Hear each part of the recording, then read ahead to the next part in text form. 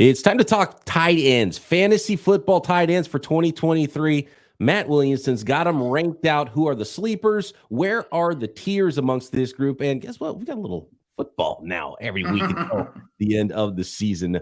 That and more coming up on today's Peacock and Williamson. NFL analyst Brian Peacock and former NFL scout Matt Williamson bring you expert NFL analysis every day in less than 30 minutes. Get an inside look into the NFL on the field and in the front office.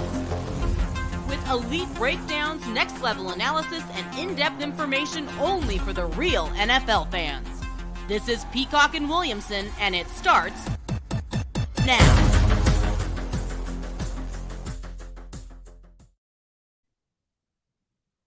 Welcome to the Peacock and Williamson NFL Show. Brian Peacock alongside Matt Williamson at BD Peacock at Williamson NFL. Thanks everybody for making us your first listen here on the Locked On Podcast Network. Your team every day. We appreciate all of you everydayers out there. You can become one. It's super easy. Just subscribe up.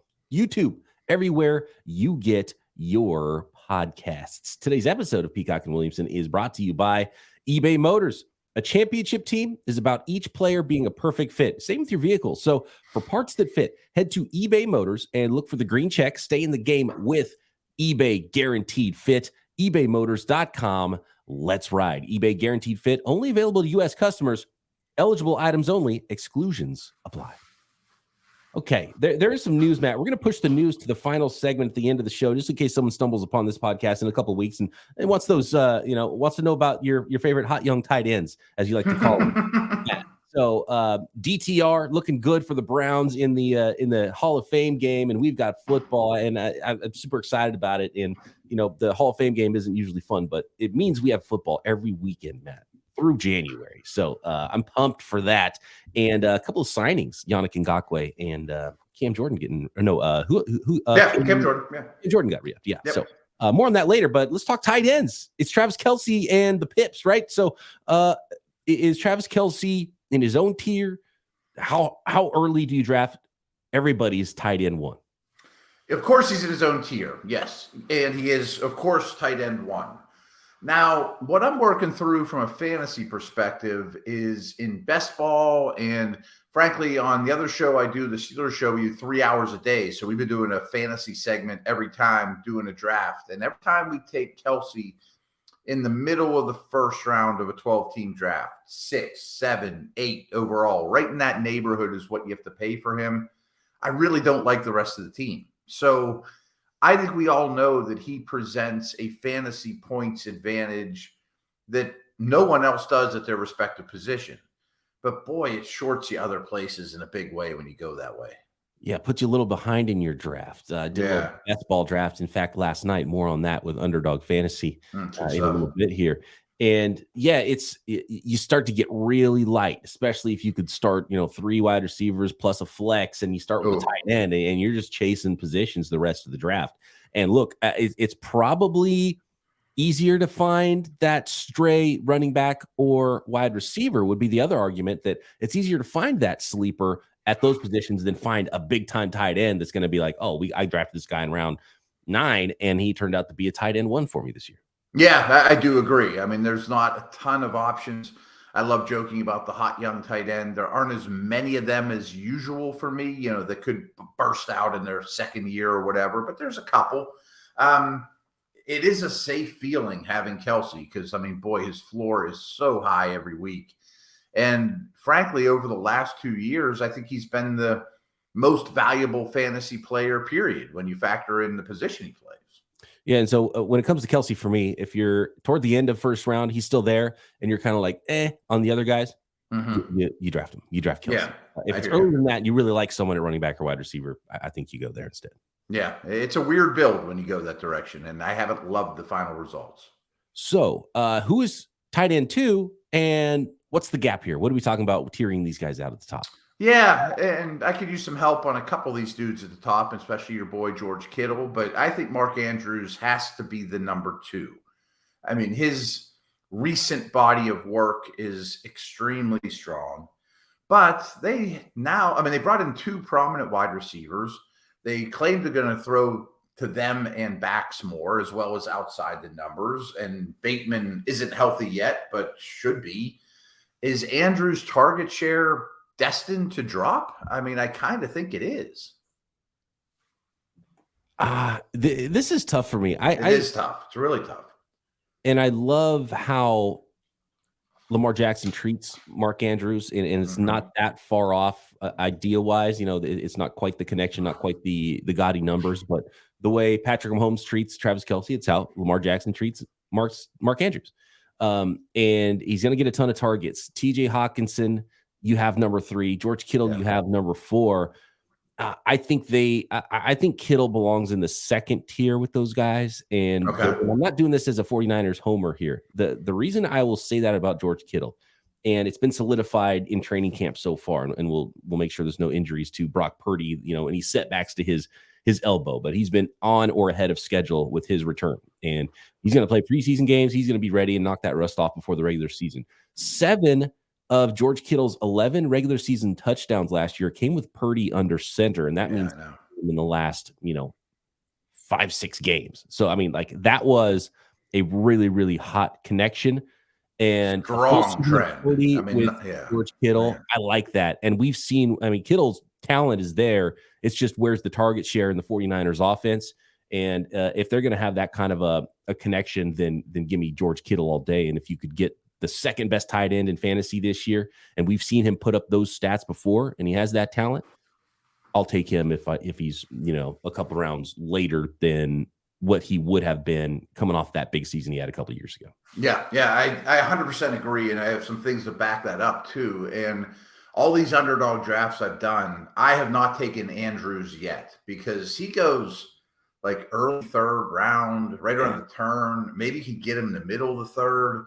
And to answer your question, I think the gap from Kelce to Andrews is noticeably larger than Andrews to Hawkinson and Kittle. And Hawk versus Kittle to me is very tough because almost identical to your Purdy conversation, when Hawk went to the Vikes, his stuff spiked dramatically too. Like the new team, the new quarterback, love these two guys. So they're neck and neck for me.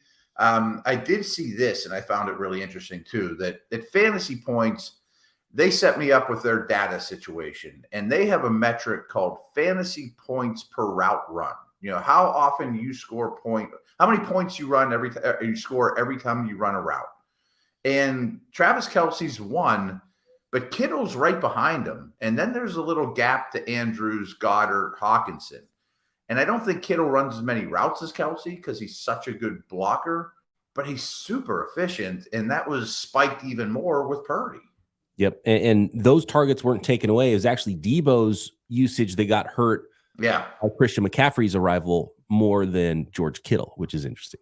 Mm-hmm. So I think Kittle might be a sneaky discount this year. Sneaky discount. If he's there at his normal ADP, I think it's a nice place to pick him. Yeah. He's a super football player. He's a better football player than he is fantasy asset, and he's a great fantasy asset.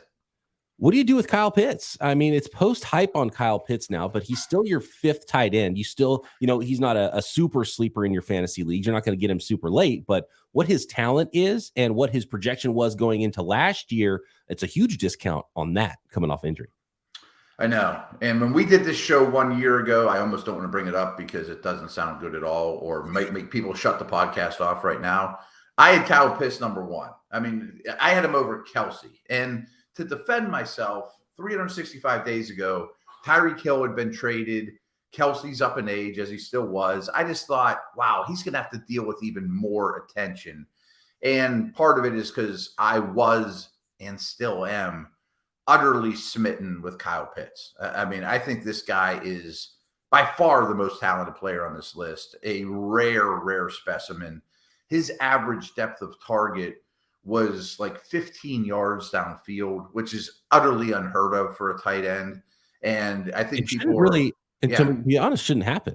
Like it shouldn't happen, right? He needs more Kittle and Hawkinson and Andrews and Kelce type targets, right? To go along with the other ones. He's not just like some jump ball expert.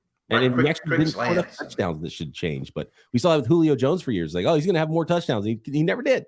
Never did. Right. Use him more efficiently on slants. I mean, he doesn't have to run goes and seam routes all the time, although he can. The other thing that I don't have the numbers in front of me, but when Mariota was in there at quarterback, the off-target passes towards Pitts were off the charts. And I don't think Ritter's a star, but they threw the ball a higher percentage of the time when Ritter was in there. They threw the ball higher percentage in Tennessee when Arthur Smith was the OC. So, yes, they're a very run-centric offense, no question. But they're super run-centric when Marcus Mariota's the quarterback. Yeah. Okay. I actually have another note there, and I want to talk a little bit more about Pitts and who's next and where those tiers are and maybe some sleepers in your fantasy football league at tight end. Next.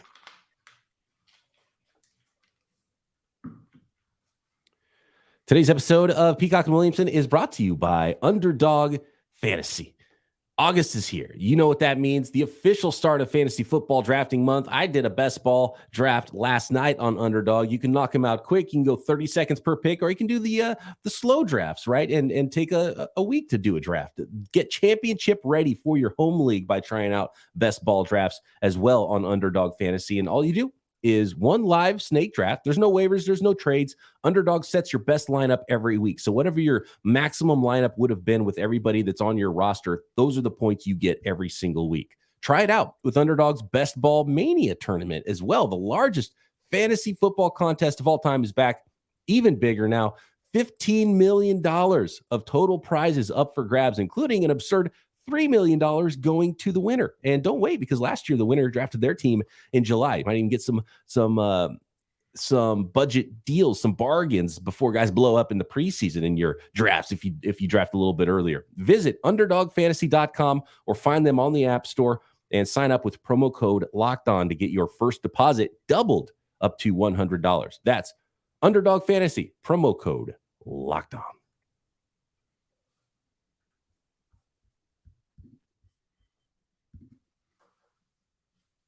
All right, Matt, here we go. We've got number 5, Kyle Pitts. And I'm going to ask you the question again about, where the tiers are and how these players look for you and how you're going through your drafts at the tight end position. The thing we don't know about Pitts, because he got hurt late in the year and Ritter came on and played late in the year, so we don't know what that connection's quite going to look like. But, man, I think the timing aspect of the Falcons offense was what was missing with Mariota, and a little bit more timing. Ritter's not the greatest throwing the ball down the field. I just have a feeling it could be a really huge year for Kyle Pitts. So I like Kyle Pitts at his ADP. I love George Kittle at his ADP. And the next guy, number 6 on your list, Darren Waller, has me very excited. And I know there's been some injury problems with him, but the more I look at it, the more I see camp reports from New York Giants newly traded for Darren Waller. He's not their tight end one. He's their wide receiver one. I think you might be right. And it took me a little while to warm up to him, but I keep drafting him more and more and more in Underdog. And I think there's a strong chance that he leads the Giants in targets. They gave up a 3rd-round pick for him. And in today's market for an expensive veteran, that's a pretty substantial, trade. And I absolutely trust. Yeah, they got plans in a big way. And it really, to me, this is a bet on Dayball. I mean, I think you give Dayball, a guy like him, he's going to get him the football. Number 7, Dallas Goedert. Where are your tiers here after the top we mentioned? So Travis Kelce's in his own tier. Then is it Andrews, Hawkins, and Kittle in their own tier? And then is it Pitts and Waller where you're kind of swinging for the fences with those two guys? I think so. I'm uncertain. My 7 guy, should he be with Pitts and Waller or the 2 behind him? So I'm a little gray right now on what to do with Dallas Goedert. He did really well in fantasy points per route run. He's a tremendous player. He's absolutely about to hit his prime tight end years. Usually you're about 27 when you really hit your peak as a tight end. But I don't love that they're going to play a little bit more difficult schedule this year. He's the 3rd option on his team. Clearly, even if he has a giant year, he's still going to be 3rd in targets. So that holds me back a little.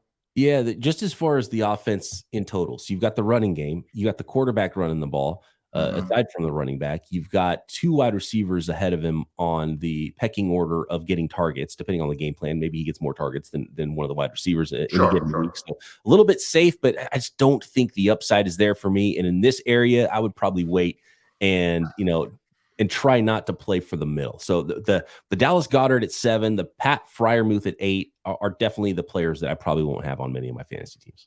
Goddard, for me in particular, has not landed on my squad often because he goes, I think, at least a round or two ahead of Freiermuth and Ingram, who are 8 and 9.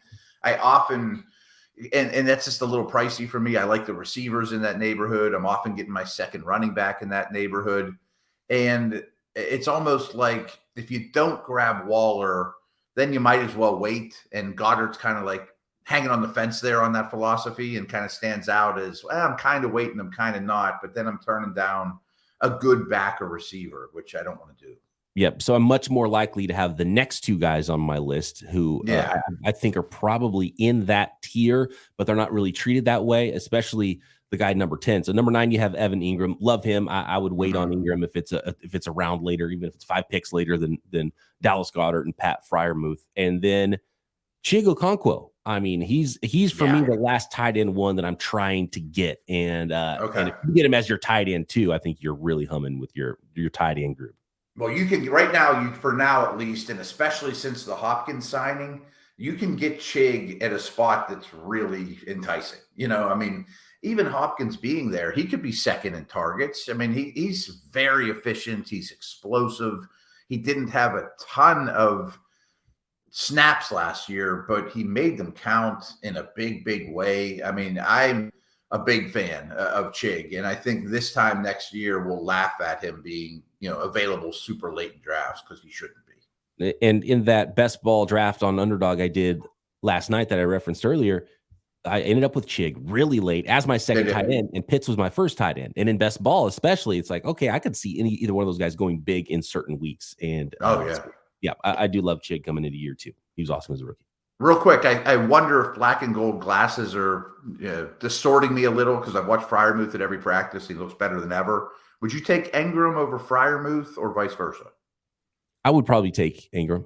They're both, yeah. He's a little more dynamic, yeah. I like the offense. I like the dynamic weapon that he is as a passer. We've just seen it more. Yeah, and they gave him money. And the potential that he goes off, I think, is higher for Ingram than it is Pat Freiermuth. Mm-hmm. I mean, if anyone's going to have a 60-yard touchdown, it's not Freiermuth, it's Ingram. Yes. But maybe I'm underselling what Freiermuth could be in that Steelers offense. His efficiency numbers are really good, and I think he will be the second target earner ahead of Pickens. So he's impressive, yeah. 11 and 12 for you. This is the end of the tight end ones, quote unquote. David Njoku and Greg Dulcich. And I like Greg Dulcich coming into this season. And Njoku's had such a weird career where I thought he was going to kind of disappear, and he kind of came back. But I'm not super excited if you end up with one of those guys as your top tight end. Yeah, I mean, I've been in the Njoku truther since he got drafted, and he flashes, and I think he's playing the best football of his career. But I love Elijah Moore too, and you need a couple things to go right on game day for Njoku to make it worth, competing with even Ingram and Chig and Freiermuth, let alone Hawkinson, or especially Kelce. Yep. So clear tier after Chig for me there before you get to Njoku, Dulcich. And the next guy, number 13, Dalton Kincaid. I mean, this is a tough one because rookie tight ends have a tough time, and he's got competition at his own position on his own team. But they must have a plan for him, and he's half receiver, half tight end. They were the fewest snaps of 2 tight ends on the field last year, so I think that's going to change dramatically. I think they just want pass catchers. But boy, he scares the heck out of me. Like I got him in a couple dynasty leagues. I'm going to stash him. I already have I mean, I have Kittle or whatever, and let Kincaid sit on my bench. But if you draft them in this neighborhood, you might have to start him in week 1 and really no idea what he's going to be. Yeah, and if you don't start him in week 1, maybe that's what the way to go about Dalton Kincaid in your fantasy home league. Let somebody else draft him. He kind of starts slow, then you trade for him, and he comes on at the end of his rookie year. Yeah, that's very well true. And my co-host on Dynasty, Locked On Dynasty, Ryan, taught me this at a very early age. He's like, in rookie drafts, let somebody else draft the rookie tight end, and by about week 6, go trade for him at about 80 cents on the dollar because it almost always hits. And then you hang on to him you got an asset there for cheap. And that works out all the time with tight ends. Okay, looking at the rest of your list, we're not going to go through every single one of them here, but after Dalton Kincaid at 13, you got Juwan Johnson, Tyler Higbee, Hayden Hurst, Gerald Everett, Dalton Schultz, Sam Laporta, another rookie, and Cole Kmet down to number 20 there. And then beyond that, even, Matt, who do you like in that range as tight end twos? Who are you stashing in your leagues? And who do you like as some maybe deeper sleepers at tight end in your fantasy drafts in 2023? Yeah, you mentioned Juwan Johnson. I am much higher on him than ADP. I just think he has dynamic receiving qualities, and I'm a big Shaheed fan. I'm a big Olave fan, but I fully expect Michael Thomas to get hurt and Juwan Johnson to have a lot of production. Two really boring picks are Kmet and Higbee, but they score extremely well in this fantasy points per route run statistic. And I bet Higbee has the second most targets on his team. You know, like you put that sticker up on the wall on your draft, no one's like, oh, damn, you took Tyler Higbee from me. Yeah. But the numbers just kind of weigh in his favor. I like Dalton Schultz where he's being drafted. And how about this one for a breakout player in year 2, Jelani Woods? And he's your I love him. Yeah. Yeah, these ones at the bottom, I don't know what to do with. Like, my hot young tight ends are Luke Musgrave, Jelani Woods, you know, some of these guys that have all the ability in the world. But you could basically, I mean, in your fantasy draft, he doesn't get drafted half the time. I mean, you could pick him up and after 2 good games, but boy, he's got a ton of ability. Jelani Woods is a good one. I'm glad you brought that up. Another one that's interesting of the rookies is Michael Mayer. And Jimmy Garoppolo loves nothing more than to throw to his tight end. We've seen what Josh McDaniels' offense has looked like for years, and tight ends are on the field and tight ends make catches. That's a really interesting from the rookies because you don't have to draft them early at all, and he might even be a waiver wire pickup for you in most leagues. So sort of a watch list guy for me. Michael Mayer, how quickly can he come on with the Raiders? Because it could be a really nice position that he's in. Yeah, I mean, certainly right atop the watch list type of guy. I mean, there's going to be opportunity. I think they'll be playing from behind a lot. 2 names I don't quite know what to do with that I could see actually doing quite well. Irv Smith, I mean, he's a starting tight end for a great passing attack. I mean, I think that's in Cincinnati. He's been injured. He came in the league super young. And then Hayden Hurst, who came in the league super old. I mean, could he be Bryce Young's best friend and have more targets than Thielen and, you know, the cluster of receivers they have there just because of his reliability, you know? Yeah, it's sort of just, you know, taking a stab to see what that offense ends up looking like because there's no clear path for anybody to be the dog in that offense. And it could be him. Right. It could be him. He's been around the block. He's reliable. You know, he can block a little bit. He should be on the field. He's not exciting, but if you totally punt on tight ends, maybe get 2 of these guys in the late portion and hope you hit on one. All right. They're Matt Williamson's fantasy tight end rankings for 2023. Next, I want to talk Hall of Fame game. Dorian Thompson-Robinson and a couple of defensive line contracts, especially the Bears, which is a fantastic one, I think, for Chicago. Next. Thank you once again, everybody, for making Peacock and Williamson your first listen every day here on the Locked On Podcast Network. Make sure you are subscribed up on YouTube and everywhere you get your podcasts.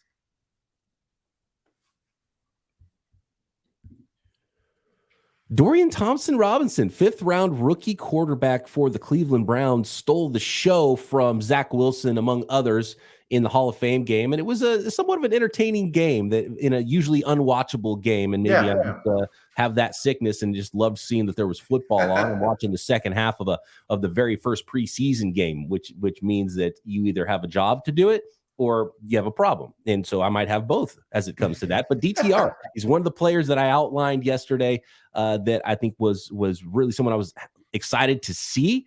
I liked him coming out of UCLA. I thought he was the exact type of quarterback you want to target on day 2. That could be if he's a backup his entire career, that's cool where you draft him in the 5th round, but he could be a little bit more. And he showed athleticism, showed playmaking. And look, we're starting to see this. We saw it with Brock Purdy last year.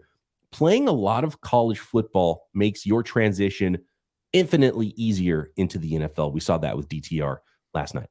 Yeah, 100%. And I think whenever we did our draft review, he was my favorite Browns pick. And I thought they had a very good draft in general. And we saw the massive Dawad Jones out there. Almost forgot how giant he is, and Cedric Tillman, and Jets had some rookies of note, Will McDonald, so Izzy was out there, Tippmann at center. But you're right, DTR, I would hope he starts next game. I mean, they started Kellen Mond and the Jets started Wilson, which made all the sense in the world too. I was kind of excited to watch Zach Wilson, and he was fine. But I think it's a good point about transitioning to the NFL. And the reason he was my favorite pick is he has a lot of Watson-like qualities. He's a 5th rounder that's going to be super cheap for the next 4 years because your starter's unbelievably expensive. Yeah, right. And he's a mature NFL quarterback, he looks like. You know what I mean? And dude, look, Joshua Dobbs, nice player. He's built a little career for himself as a backup type of journeyman. Kellen Mond is just so stiff. Really, and when I watch him play, there's no playmaker-ness to him, right? He looks like a video game version where they can't, the video games, the graphics are so amazing these days, but they can't quite get everything: ankle flexion, hip flexion, how a body really moves. Kellen Mond looks like a video game version of a real player, whereas Dorian Thompson-Robinson. Oh man, wow, that's a throwback. Was my draft crush back in the day. Too bad his career didn't go anywhere. Dorian Thompson-Robinson, though, just looks different the way he moves. And I mean, at this point, I think he's number 2 QB behind Watson with a bullet. Yeah, I mean, it's only one game, it's only the Hall of Fame game, but I thought this when they drafted him is perfect backup. Maybe they just found a great number 2 that gets an opportunity 2-3 years from now, and who knows, or a Watson injury away. Certainly on the radar screen. And I always downplay it. Don't get too excited about the Hall of Fame game, but this was more enjoyable than most. It was. DTR he was 8 of 11 passing, 82 yards, a touchdown, rushed 6 times for 36 yards as well. Dual threat guy there. And definitely fun to watch. Izzy Abanikanda showing his speed around the corner, getting a touchdown. He didn't do much else for that Jets offense. And then Zach Wilson, interesting. I thought he was going to play a lot more. He's showcasing himself for future teams, right? Like he's auditioning for the rest of the league right now. And he made one nice deep ball throw and kind of a couple series, and that was about it for That was Zach. about it, yeah. Not a lot of takeaways on Wilson. I do remember the deep one. I mean, I was watching it from the bar, and it was I wasn't glued to every play, but there were players that stood out, and especially the draft class and Wilson were the guys I wanted to see, and they were fine. I really love this signing for the Chicago Bears because we've talked about the Bears and broken down their team and how, is it really time for Justin Fields to take that next step, and what's going to hold them back? I was like, well, looking at that D line, it's going to be that pass rush. And so Yannick Ngakoue has been signed. He's played in schemes very similar to Matt Eberflus. I don't believe he's played for Eberflus, but he's played in the same type of scheme. So we know the scheme fit is there. And for a 1-year deal, the Chicago Bears, 1 year, $10.5 million, had just signed a 10 sack per season guy, their best edge pass rusher probably from day one, for cheap in August. Yeah, it makes all the sense in the world. I mean, he's not much of a run defender. He's not the most physical glass eater, sand in his pants, hold the line of scrimmage type. He's an upfield finesse speed rusher with some counter moves, but he does it every year, I mean, if used properly, does it every year. And I think you're 100% on that. I don't know that anyone was weaker on the D line or as pass rush in general than the Bears. And then one more signing, it was Cam Jordan, right? Re-upped. Long career for him continues. He's ageless. Cam, I always get Cam Jordan and Cam Hayward mixed up because I feel like they're just going to play forever. So I was going to kick out of this. My best friend lives in Jacksonville, and he has 2 young kids, despite being 50 years old. They're both like 6 and 4 or something like that. So I've met them once, and their name is Jordan and Cameron. And I only remember that because Cameron Jordan and Jordan Cameron were drafted in the same draft. Yeah, so the tight end was Jordan Cameron, right? Out of Cal. Right, the Browns. Oh, no, wait. Cameron Jordan. No, Cam Jordan's at the Cal. End. Yes, I still can't get it straight all these years later. And then Jordan Cameron was the tight end. Yeah. Yes. So I always tell my buddy Sim, so I'm like, how's Cameron Jordan Cameron doing? I just lump them all together, and I don't know which one's older and which one's younger, but they're Jordan Cameron. It would be funny if he named one of his kids' middle name Cam Jordan and the other one Jordan Cameron too. That'll be fun. I don't get him mixed up with Cam Hayward, but I can see why you would, because I see Cam Hayward all the time. But Right. Like Cam Hayward, on a Hall of Fame weekend, I look at Jordan. Cameron. I look at the Saints DN as just like not a Hall of Famer, but an all-time great Saints Ring of Honor type guy. It's cool to me that he will probably retire in that uniform. You know, that's a great story and a great player and a great leader. Absolutely. Thanks everybody for making Jordan. Yeah. It was like, do you remember Alex Smith? When Alex Smith was drafted, there was the tight end Alex Smith that was also drafted the same year in 2005.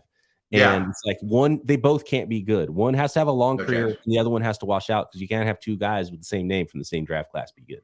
It doesn't bode well for Josh Allen of the Jags either. Yeah, and the other Josh Allen, and he's good as much, and he's pretty good. But yeah, I don't think he's going to wash out of the league. He might actually get a nice little payday with how much that draft class is getting paid right now. But if you're the other, you don't want to be the other. Right. All right. Thanks, everybody, for making Peacock and Williamson your first listen every day. Subscribe on YouTube and everywhere you get your podcasts.